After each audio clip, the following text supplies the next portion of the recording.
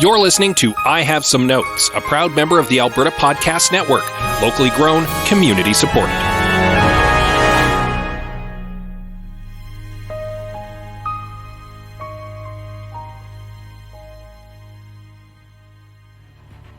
Hey Greg, I have a script I want you to look at. It's a science fiction film about a space station with a black hole for an engine. Yeah, that sounds pretty cool. I'll get my people to get some eyes on it. Oh, where we're going, we don't need eyes to see. All right, shut up. Oh, I have some notes.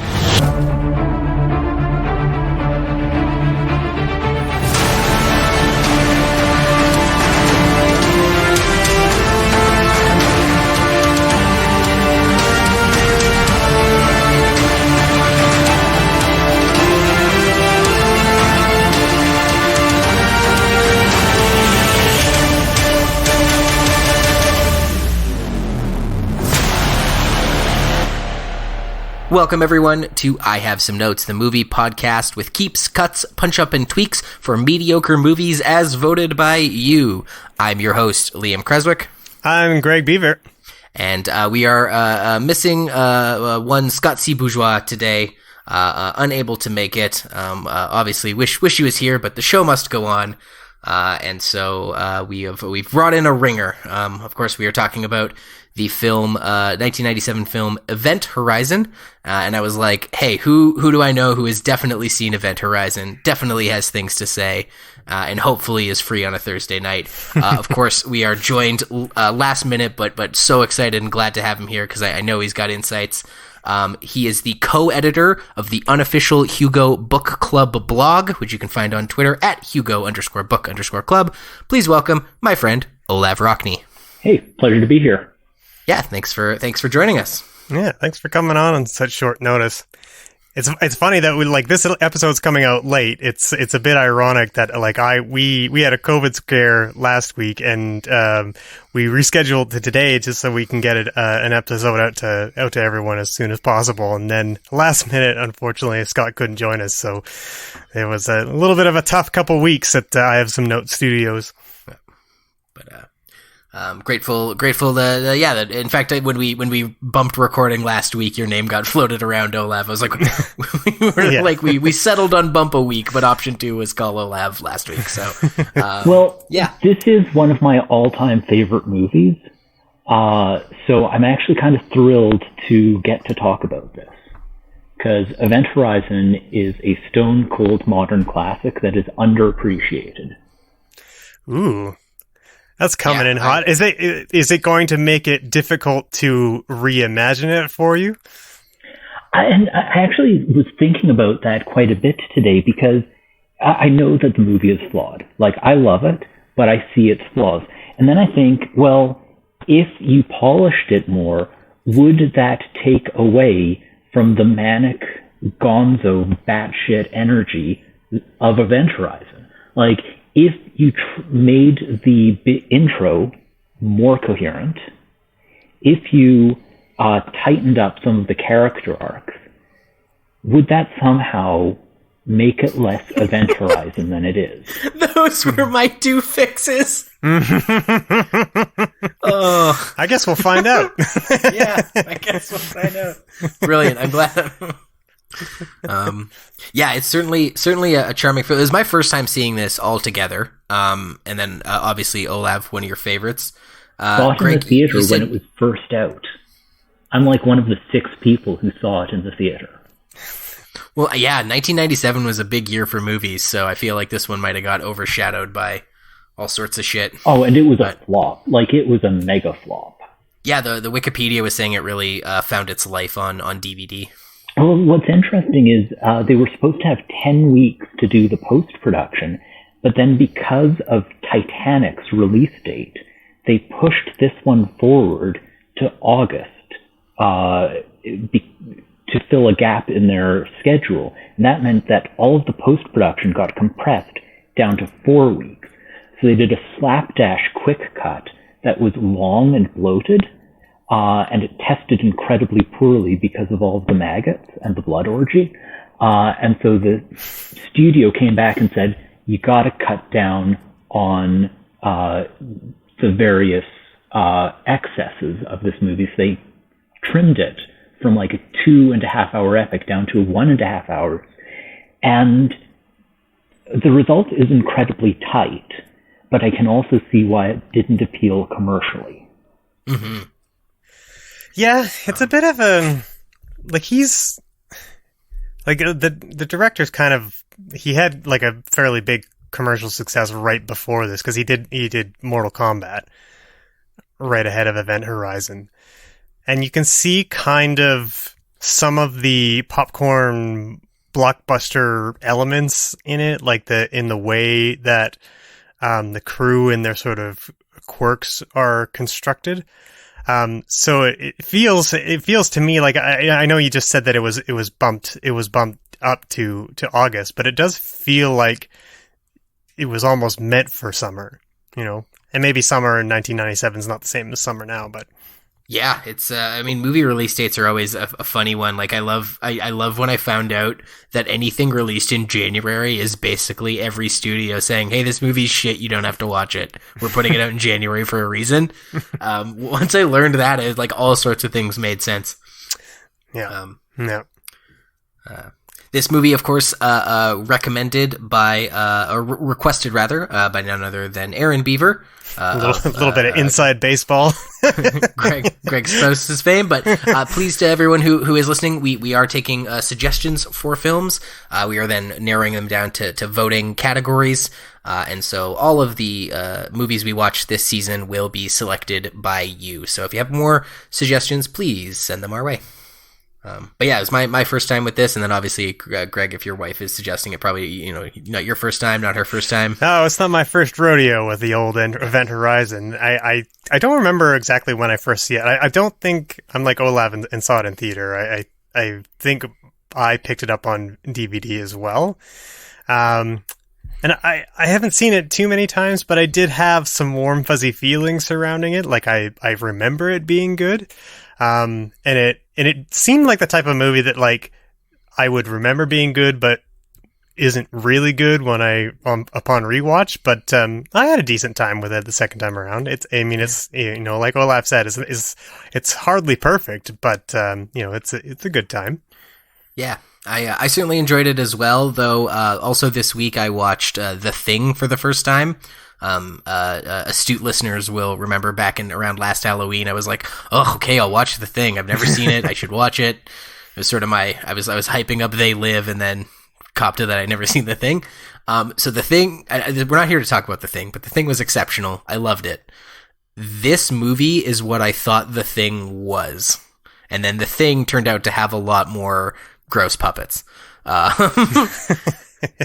like, from what I knew about The Thing, that's sort of what this movie delivered on. But of course, there's no... Does that make sense, right? Like, it's, people trapped in a research station fighting some unknown creature, except in The Thing, it's sticky and covered in corn syrup, and in this, it's more cerebral and ephemeral and incorporeal. It's like somewhere between the movie Alien and the movie Hellraiser. Yes. Like, there's definitely a pinheadedness about the ship design. Like, even the warp drive core almost reminds me of that puzzle box, right? Yeah. Damn. Yeah. And it's got a bunch of pins in it too. The most important character in the movie is the title character, the ship itself. And one of the things this movie gets so right is in the production design. Like, everything from the corridor that looks like the inside of a carburetor to the weird spiky things all throughout the ship, or the jet drives on the outside that are shaped like Notre Dame Cathedral. Like, it is filled with just beautifully thought out visuals. Yeah, it certainly was a feast for the eyes in that regard. Yeah, the spinny hallway I was into that. But of course, for those who maybe don't know exactly which film you're talking about, and you don't feel like googling it, I got some details here. 1997, directed by a fellow. Credits came up. I'm watching the credits, it says Paul Anderson. I'm like, damn, this is a real departure from Boogie Nights. 97 was a busy year for him. And this is the best movie ever directed by someone named Paul Anderson.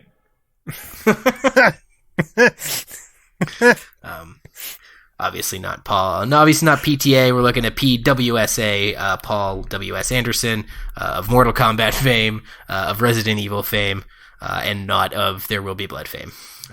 You like this better than There Will Be Blood? Yes. Fair enough. Yeah, you'll bowling drink, doesn't you'll work as well in drink space. Paul W.S. Anderson's milkshake every time.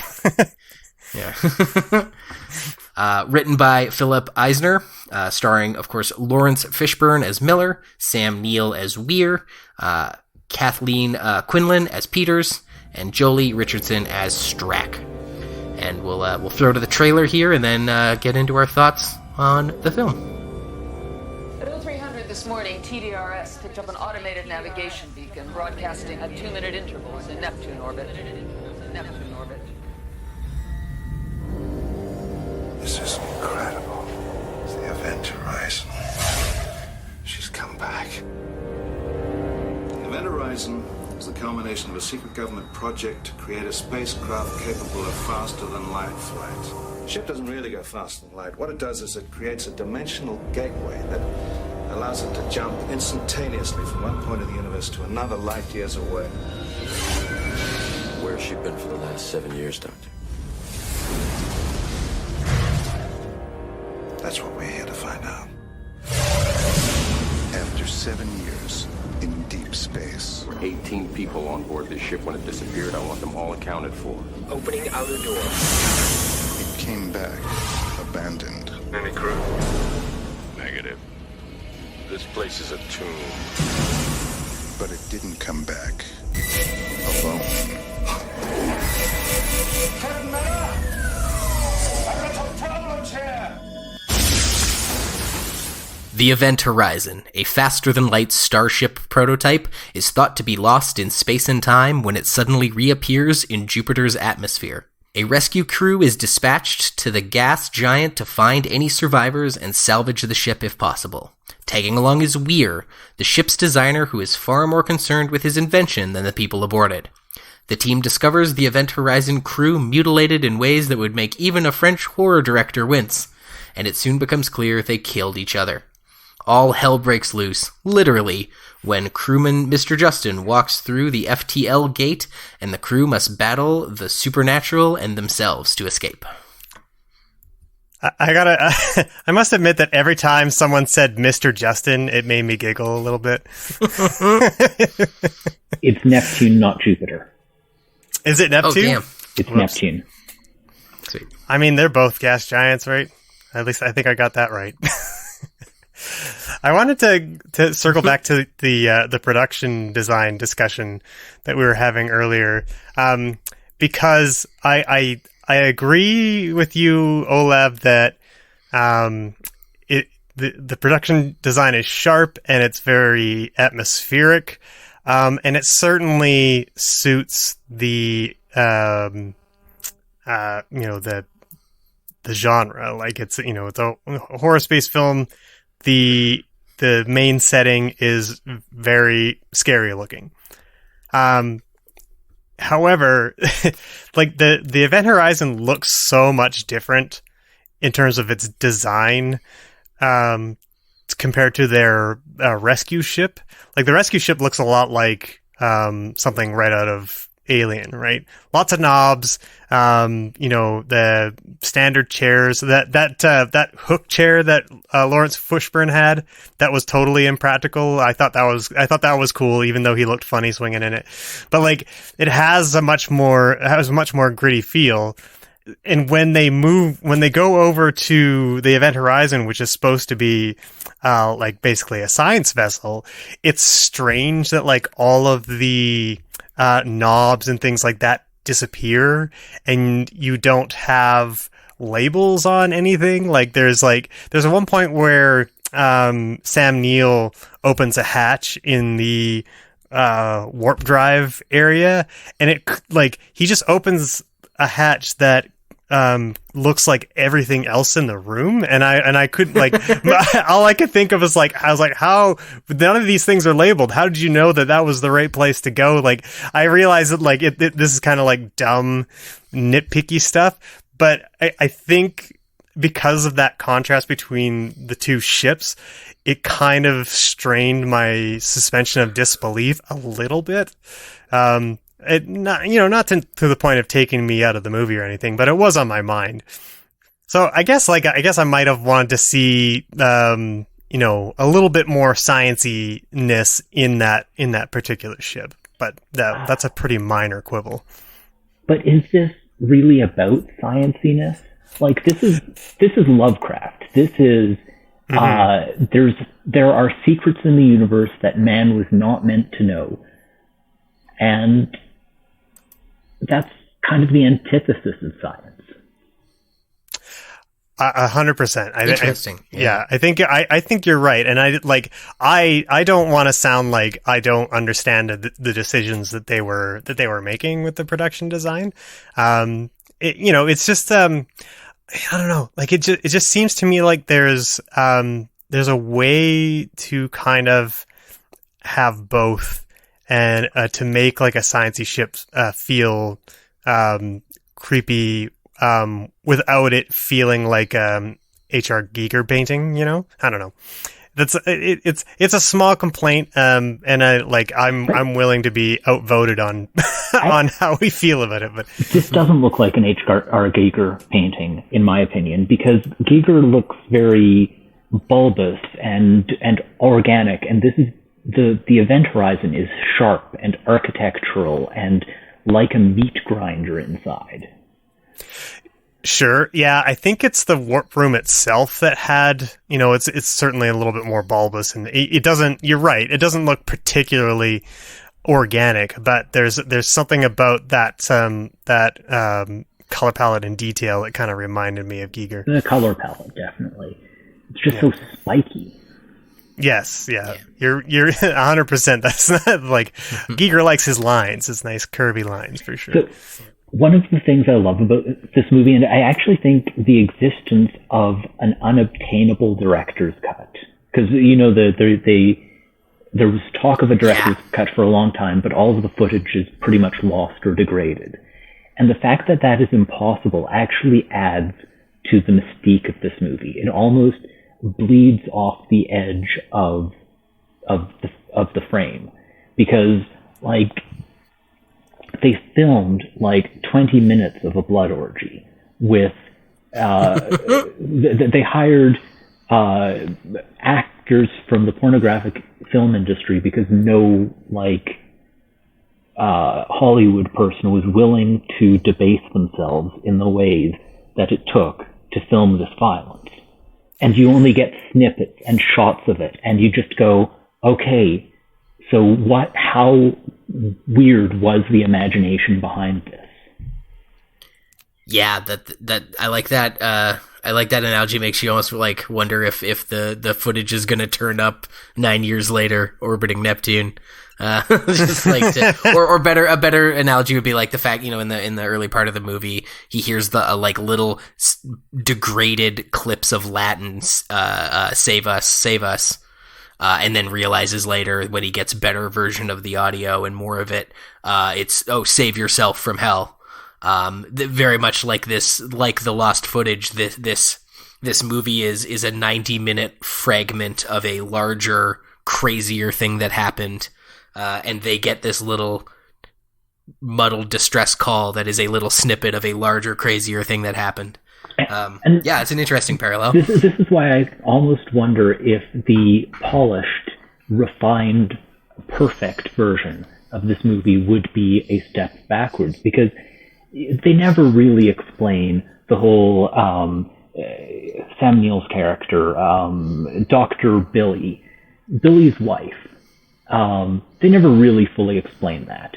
They never really fully explain why Kathleen Quinlan's Peters character is so obsessed with her son. And you don't need to, because you sort of figure it out. You imagine it. And what you imagine is probably better than what it would have been. I think with his wife, there's I feel like there's a piece. There definitely feels like there's a major piece missing there that more directly ties him to the Event Horizon, because like I'm left like I had at various times, and maybe this, like you say, this is just to the movie's credit because it gets your mind going, but like at various times I thought that she was on the original ship, or that they had both gone through the portal when they were creating the ship and had already experienced hell, and that's why she committed suicide, and all these kind of various things. But it just like it didn't, like, ultimately it just didn't really go anywhere, which is just the frustrating part of it for me. Yeah, this is a little bit of my cuts, or not my cuts, but my changes, my notes, as it were. But I like what you said there, Olav, of like you imagine it, you fill it in. Because while I was thinking about my notes, part of it was, I'd like to have more from these characters. I'd like to have more understanding of their backstories, so when their baggage and their fears come front and center in the form of the hallucinations brought on by the Event Horizon, we care a little more about the characters because we know more about their backstory and why they're tripping. Because for the most part, really only Miller's story about having left a guy behind gets that sort of like attention. And as I was thinking about that, I was then being like, okay, what if in an alternate, like, well, before you said this, in an alternate reality, this movie does have all the fixes we suggest, including spend more time with the characters, and then we sit down to watch it for an episode of the podcast. I can hear either me or Scott being like, I don't need to know all this boring backstory stuff. I don't need all this shit. Like, we can, or like we can find it out on the we find it out after they're deep into it, and not before they go into cryo, or just after they get out of cryo. And so there was a little part of me, I had some reflection on our podcast where I'm like, is it just that we're never happy? Like, we demand one thing, and, if they had done it, we would just ask for the opposite. Yeah, and then it's funny that you said that, because here's what I like about I think there is something nice about just sort of filling in the gaps. Since we're talking about the malaise of this podcast, it's actually what I like about this podcast ahead of most other movie-related podcasts. Because so often you get a criticism where it's, this movie is brilliant or this movie is terrible, and there's no middle ground. The very fact that you're asking or suggesting that there can be notes always means that the movie isn't perfect, on one hand, but also that it's not irredeemable. And I think that actually always frames the discussions really nicely. Yeah. Thank you. I appreciate that. And I think of the 50 or so movies I've now been a part of, I think the only one where we were just like, how about don't, is the Dungeons and Dragons movie. That really seems like the only one where I was like, this just didn't need to happen at all, period. No. It's not. It was truly irredeemable. This movie... so Event Horizon is a tight 90 minutes, right? Mm-hmm. And one of the things that I like structurally is that the first 30 minutes or so is pretty slow-paced. It gives you some of the explanation, the scene where they take the nudie magazine and poke a pen through it to explain a folding of space. You get all of that lead up, and then 30 minutes in, exactly 1/3 of the way through, is when the first character gets messed up. It's the engineer Justin gets sucked into the portal, and things start to go south. And then you've got almost exactly 30 minutes of building tension as they know they're in trouble. Things are starting to go weird, and then at that 2/3 mark, it's hard turn. We know that this ship is evil. We know that we're trying to survive, but we are almost trapped. And it's 30 minutes of action and trying to survive. Yeah, that's a good point. Just tight pacing, well structured. Yeah, I think I mentioned earlier that the pacing, I think for the most part worked for me. I think there was a couple things that maybe suffered slightly. I think Sam Neill's transition into possession, I guess, is that what we want to call it, by the ship, is, I think at best, like, just slightly rushed. It's basically in that scene where the demon or whatever it is banging on the door, or they're all hallucinating that there's something banging on the door, and like that's kind of like the main scene that he just, kind of flips a switch. And I think I would have liked to have seen maybe a little bit more or run up to that, but it's fairly minor.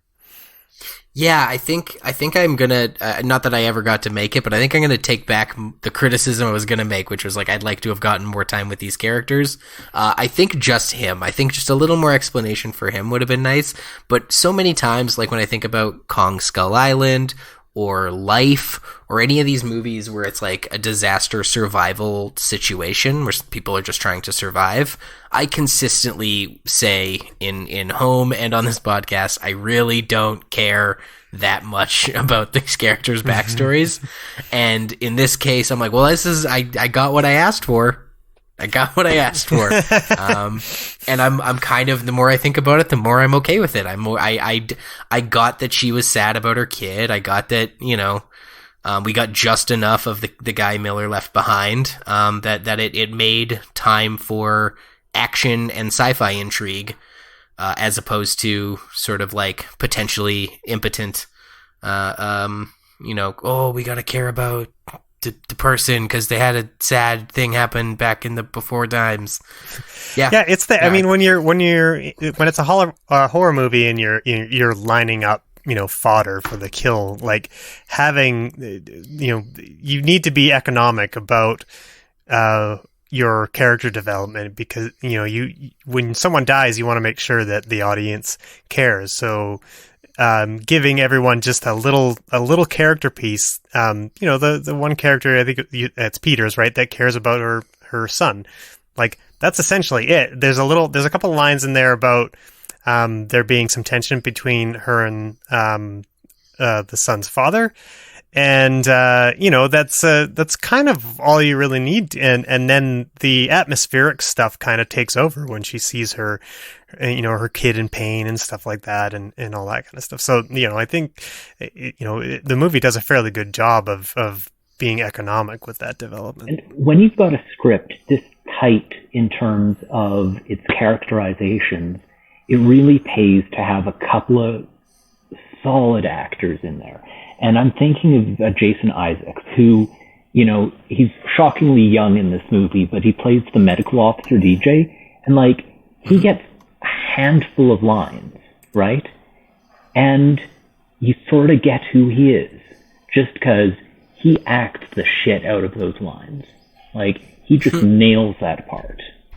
Yeah, I think, yeah, definitely the cast not an issue. Yeah, the cast is all good. Sean Pertwee is great. Like, I just love Sean Pertwee. Which character was he? He was the pilot, the one who didn't want to be on board. Right. He's the son of one of the Doctor Who actors. I think the only character that maybe didn't work was the gentleman from Sarah Connor Chronicles, whose name I don't remember. But he was, I was talking about earlier about those characters that had that sort of popcorn blockbuster affair. Like, he was kind of put in there to be the character with the attitude, and to the rescue guy. Yes, and I don't know, like mostly it was fine. It wasn't like he was irritating or anything like that. It's just like a couple times, and I think it was like ADR dialogue where it was just a little much, and maybe kind of pulled me out of the movie thematically a little bit. Yeah. The one where he's zipping back to Venus, shouting, "I'm coming back, motherfuckers," or whatever it was he was saying. Like, it was that kind of stuff that maybe didn't work for me. I agree, and that's one of those things where I look at it, I'm like, can we get rid of this? That's the stuff I would be paring away at. That and some of the technobabble. Like, there's no reason to call the docking tube between one ship and the other an umbilicus. Like, deploy the umbilicus. Like, why are we using that kind of language? Just speak plain English. Maybe they were Mystery Science Theater fans. Deep cut. Well, we should go for break and get to the changes, I guess. Yeah, let's go to the break, and we'll be back shortly with our fixes, if there are any, for Event Horizon.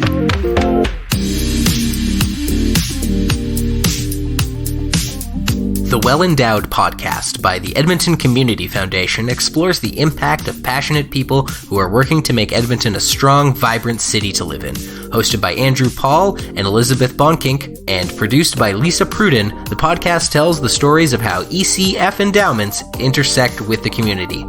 Subscribe at thewellendowedpodcast.com. Taproot Edmonton is a media outlet on a mission to help your community understand itself better. Take the Taproot survey to discover how you align with the candidates running for mayor and city council in Edmonton. Taproot put 30 multiple choice questions to those candidates. Now you can answer the same questions and see who agrees with you the most. The survey will be up until the polls close on October 18th, 2021. Visit taproot.vote/match to give it a whirl. That's taproot.vote/match. Welcome back to I Have Some Notes. We're talking Event Horizon, and since Scott isn't here, I'm gonna go first, because I have just one big one that it stuck out to me immediately, and I once the plot of the movie got going, I forgot about it, other than bringing it up on the podcast, but there's one part at the beginning that really, it sort of broke the verisimilitude for me, and I think it is an easy fix, and I don't think it changes the movie too much.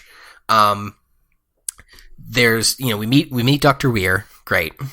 And then he gets into cryo and we start meeting all of the characters, great. Then they all are getting out of the cryostasis, great. That's more opportunity to meet them, get to know each other, get to know the characters. And then there's a big meeting in the main hall where Dr. Weir explains to everyone, including Miller, Lawrence Fishburne, why they're there and what they're doing. And it is, that's where he goes on to take the nudie mag and use it to explain how the black hole, warp drive, faster than light drive thing works. And a lot of the technobabble. It's the classic, in English nerd, in layman's terms, scene happens. And there's two changes I would make to that scene. Or what I didn't like about it in one change. I get that they're army people, that they were deployed to go do this job. And that part of the army is you don't ask questions, you just follow orders. But I find it really, really hard to believe that everyone, including the captain, including Miller, went all the way to where was it? Neptune, you said? Neptune, all the way to Neptune, got into cryostasis for who knows how many days, hours, weeks, and got out and then asked, hey, what are we doing 5 minutes from Neptune? Everyone, including Miller, Weir's the only guy who knows why they're there. And I'm that's absurd. That is very absurd. And that's where I got to thinking okay, well, let's have them sort of find out what their mission is before they get into cryostasis on Earth. That's where we can learn some of the more about these characters. And I have since reneged. We don't need that. We don't need to know about them. They can all wake up outside of Neptune not knowing what's going on, except for Miller. That is my change. That is the thing that I would like to see fixed. Miller should know why they're there for two reasons. One, for everything I just said, it makes no sense. And two, the technobabble, in English nerd, tell us what's going on, rip my nudie mag to explain science to me scene would have worked better if there were two people who knew what was going on in the room. So, because if you watch the movie, they do it in 3 beats. Weir explains faster than light black hole travel. Someone says, give it to me in layman's terms. He gives it to them in layman's terms. Then someone's like, no, even dumber, dumb it down even more. And then he rips the paper and the pencil, yada yada. And if you had Miller know what was up, you have the doctor do the science babble, techno jargon, doesn't understand nonsense monologue. Someone says in layman's terms, then Miller steps in to assure his crew exactly what they're doing and why they should care and how it applies to them.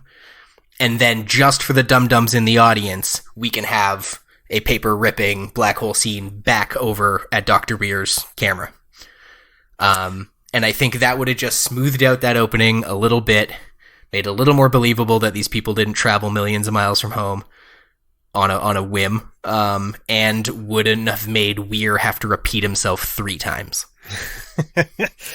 I don't mind that change. I think it's common for this type of scene to occur specifically in science fiction. I'm thinking of Prometheus, where the crew is awoken from cryosleep and then they get the 411 about what's happening. And I think part of the reason that it's done that way is so that the audience can experience the isolation and dread along with the characters. So I on the one hand, I understand why it's done that way, even though it doesn't totally make a ton of sense.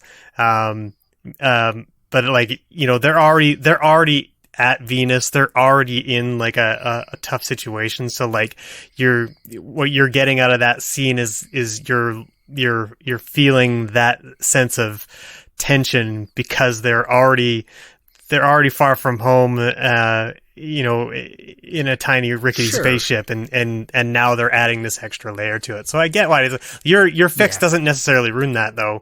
It does have like a nice little bit of a character beat for Lawrence Fishburne. So I think that it works. Yeah, because I think what struck me about it is it's the first couple steps of the hero's journey out of order. They cross the threshold and then they answer the call to adventure. Right, yeah. Right? And it's like, at least have Lawrence Fishburne, the captain, answer the call to adventure and then bring him and his crew across the threshold. Yeah.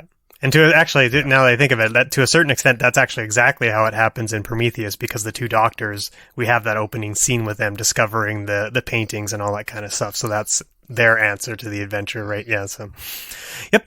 Makes sense to me. That's about my only note. The rest of it's weird and trippy. I would have liked to have seen the blood orgy, but I get why we didn't. My note is that at the beginning of the movie, it starts with a series of text blocks telling you first lunar colony founded in 2015, permanent mining operations begin 2021 on Mars, and Event Horizon launched in 2040. That's not really relevant. Like, introduce us to the Event Horizon when the crew hears about the Event Horizon. Like, but that was lost, 7 years ago, because the movie's in 2047 and the Event Horizon was lost in 2040. And like, this is actually a pet peeve of mine that shows up a lot in 1990s sci-fi movies in general, is that text scroll thing where it just spoon feeds the audience world building, and just weave it in. Just weave it in. This isn't entirely related, but it reminds me of the one thing I don't like about The Thing is The Thing starts off with a shot of a UFO falling to Earth, and it just doesn't really work for me for it's kind of showing me its cards before the movie even gets started. Like, I think it works. Yeah. Like, the mystery works a lot better because like the rest of the opening is a bunch of Norwegians chasing down a dog, and it's such an odd opening that it's like I would have preferred to have been just along for the ride of like, why are these guys shooting at a dog? I don't get it. Rather than getting like the impetus that there's something otherworldly about it, and you can even infer that it's that dog itself. And the same with like a lot of title crawls and stuff like that. Like it's you're explaining a lot to me that sometimes I would just rather learn as I go throughout the movie. I think you're right that like I would have preferred to have discovered the whole thing about the Event Horizon along with the crew. I think that would have been a bit more fun. Yeah, there's definitely more elegant ways to do it, I think. Like Olav said, just weave it in, or even just something less brute force than text scroll. I think that is one of the things I like about Zack Snyder's Watchmen, is it fills in all sorts of backstory with the title crawl. Like the titles also do the world building in a way that's really visually interesting and exciting, instead of just like text on a screen, especially because we just watched a bunch of text on a screen in the opening credits. It's like the first 4 minutes of this movie is text on a screen. Yeah. Actually, Patrick H. Willems has an excellent video about the art of the opening scene that sort of made me think of that. Yeah, extols those kind of virtues of world building within the title sequences. So yeah, it's good that you brought that up.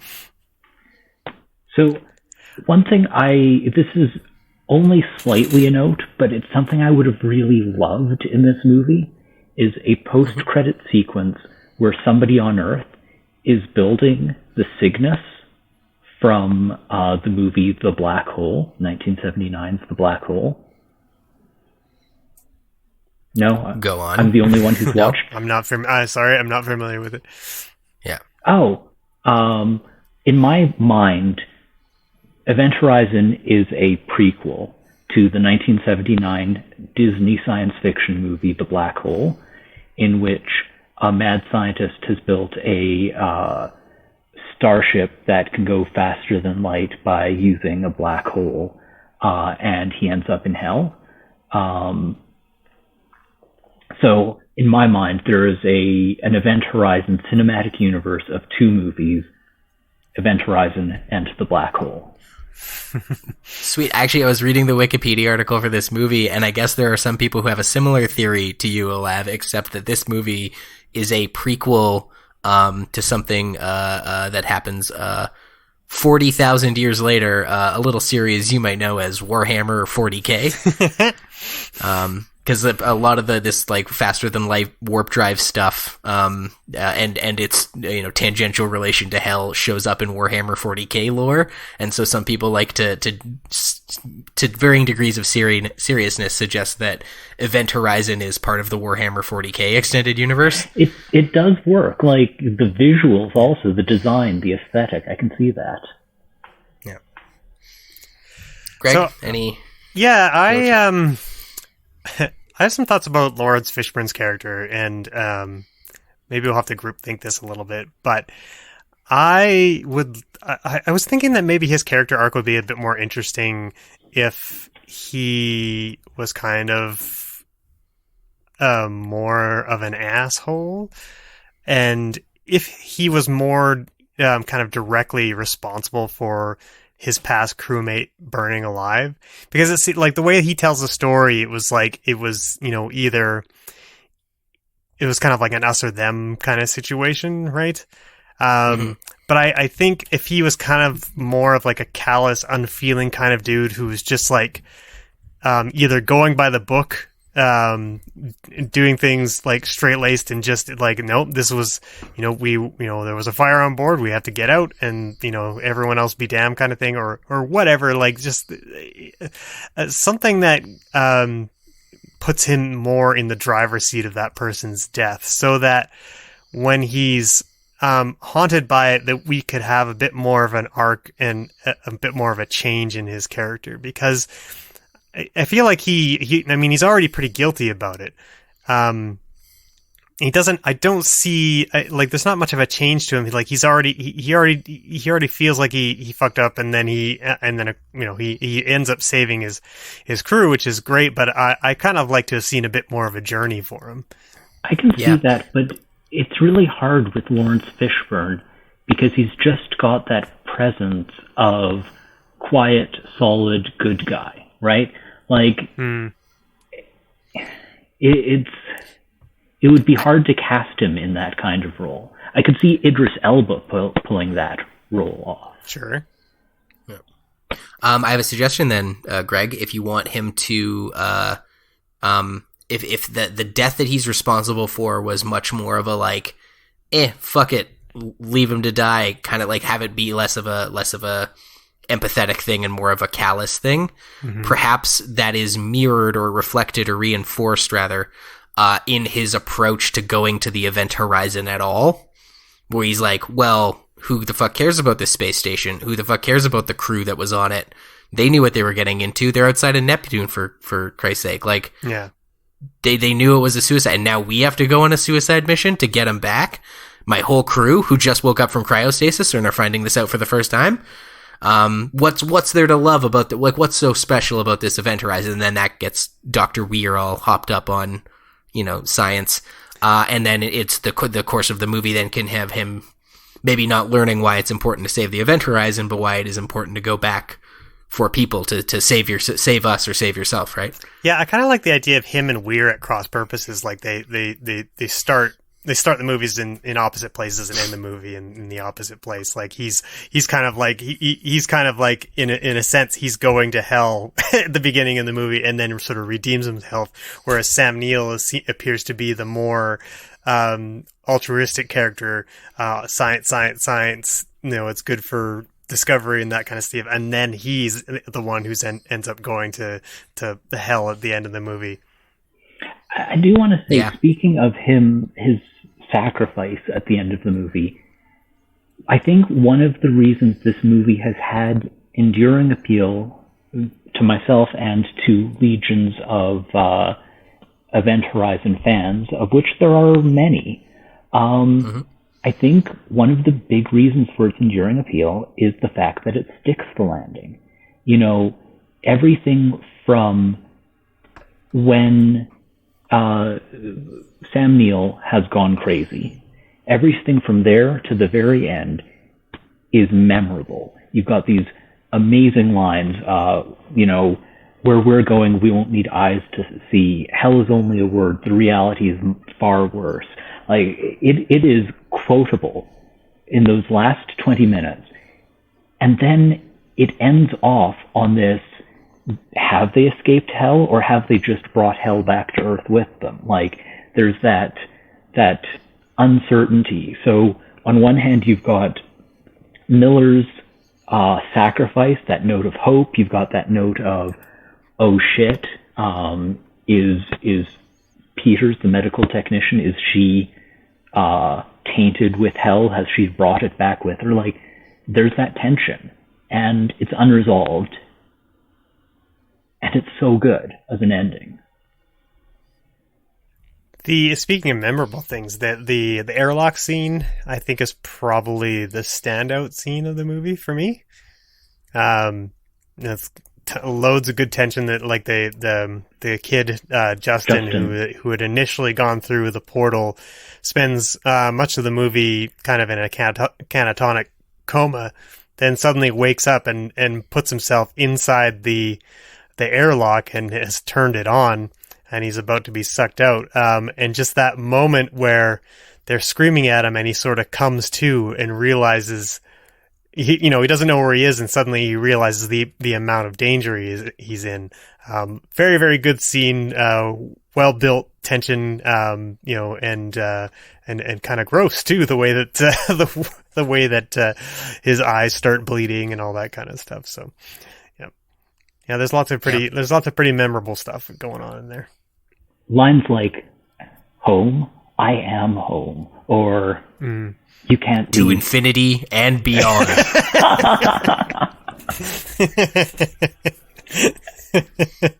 Sorry, what was the other one? What was your other good quote? I designed her to go to explore the universe, but she went much further, to a universe of pure chaos, pure evil. Like, love this movie. Yeah. Yeah, it's definitely gonna stick with me. I think the part that'll stick with me, having seen it, is the weird, like the ooky mess left by the blood bacchanal that happened before they got there, still sort of stuck to the walls. I thought was a really nice, like, it was a nice mix of like horror set and science fiction set meeting in a really nice way. And that so many scenes just take place in front of like the blood wall, like full conversations about like character and plot in front of this like wall of blood. Yeah. I will say that they don't seem to react to that that mess as maybe as seriously as they maybe should. I don't know. There's like it feels like they kind of ignore it slightly. I'm going to chalk that one up to editing. I'm going to chalk that was up like if there's a 20-minute blood orgy maggot scene that got cut, I'm sure there's also footage of them reacting to it. For sure, yeah. So, yeah. But I think we've tightened up whatever screws might need to be tightened. But honestly, like Olav said, this movie might be better just left as its own strange enigma, flawed yet somehow perfect in its flaws. But that doesn't mean our listeners didn't have some feedback, some notes of their own. If you want to get on the notes having, you can follow us on Facebook and Twitter at I Have Some Notes, and on Instagram at I Have Some Notes Pod. When we solicit your comments, you're going to give them to us, and then I'm going to read them like I'm about to now. Harley at Case of the Muns says, it was good, but I definitely had beef with some things that I've grown to dismiss since the horror stuff is such a banger. Yeah, I think that's fair. I think you could say that about a lot of horror movies, to be honest with you. The spectacle is a good chunk of what you're there for. If you go see, a kung fu movie, like you're there to see some punching and kicking. Plot secondary. Yeah, this definitely had plot and just like themes and ideas to back up the pretty bizarre horror stuff. So. Jeff Martin says, other than a little bit of CGI that doesn't hold up, it's still quite good. Shockingly good visuals for 1997, and a very cruel premise for a space horror movie. Yeah, I feel like we did that. You guys made me watch that Life movie. Yeah. Yeah. And that seemed like Life wishes it was Event Horizon. Yeah, Life was another one that was like, this is pretty close to being good. I definitely enjoyed Event Horizon more, for sure. And Nathan Martin comments, I have to be honest, this is one of my faves. There is a very good horror movie in this story. There's also some odd choices in the film. I know that Paul W.S. Anderson has said that the studio made him cut back a lot and meddled in the edit. Fishburne is great in this movie. I think most of the actors are. A good old-fashioned haunted house in space with a gateway to hell in the basement. I got nothing, but I can't wait to hear you fix it. Fuck this shit. Smartest line ever said in a movie like this. I also like the "we're leaving" line after they watch the blood orgy. That's pretty great.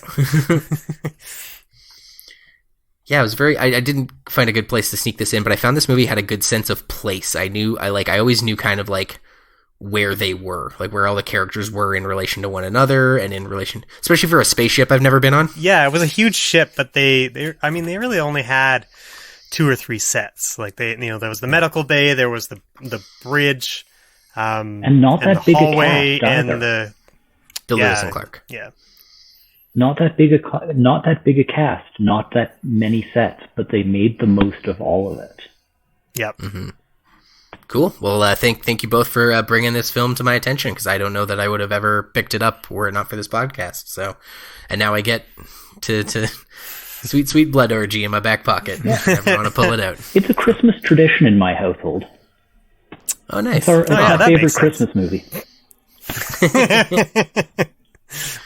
That's fun. Yeah, it's set in 2047, but specifically December 2047. It's not relevant. The sun's miles away, but we'll set it at Christmas.